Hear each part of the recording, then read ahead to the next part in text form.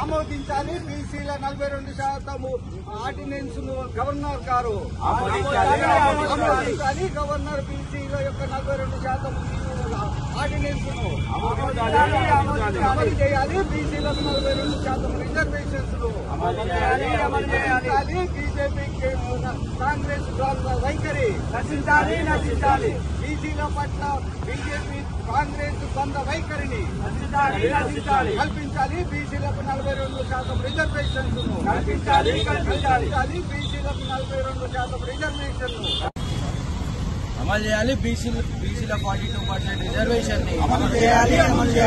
నశించాలి. బీజేపీ ద్వంద్వ వైఖరి నశించాలి. జిందాబాద్ ఎంసీపీఐయు. ఈరోజు రాష్ట్ర వ్యాప్తంగా తెలంగాణలో అయితే రాష్ట్ర ప్రభుత్వం అసెంబ్లీలో తీర్మానం చేసి ఒక ఆర్డినెన్స్ ని రాష్ట్రపతికి పంపిస్తే రాష్ట్రపతి దాన్ని వెనక్కి పంపించడం జరిగింది. మరి ఇవాళ జరుగుతున్నటువంటి బంద్లో బీజేపీ కూడా మేము మద్దతు ఇస్తున్నామని చెప్తా ఉన్నారు. ఇప్పుడు ఆర్డినెన్స్ ని ఆమోదించి పార్లమెంట్ లో అంటే 9th షెడ్యూల్లో పెట్టి పార్లమెంట్ లో ఆమోదించాల్సినటువంటి బీజేపీ నాయకులు బీజేపీ పార్టీ వాళ్ళు కూడా దీన్ని మద్దతించడం అనేది వాళ్ళ ద్వంద్వ వైఖరి యొక్క నిదర్శనం. ప్రజలని ఒక గందరగోళ వాతావరణానికి క్రియేట్ చేయడానికి మాత్రమే ఇవాళ బీజేపీ ఆ యొక్క పని చేస్తా ఉంది. కాబట్టి మేము డిమాండ్ చేస్తా ఉన్నాం ఎంసీపీ పార్టీగా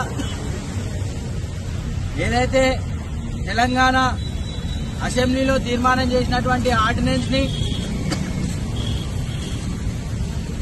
9th షెడ్యూల్లో పెట్టి కాన్స్టిట్యూషనల్ వైజ్ గా ఏదైతే విధంగా ఈడబ్ల్యూఎస్ ని ఎవరికి అందరి కళ్లు కంపి 10% రిజర్వేషన్స్ ఇచ్చిండ్రో ఉన్నత వర్గాలకు అదేవిధంగా మరి 42% రిజర్వేషన్ మరి బీసీలకు ఇవ్వాలనేది మేము డిమాండ్ చేస్తా ఉన్నాం.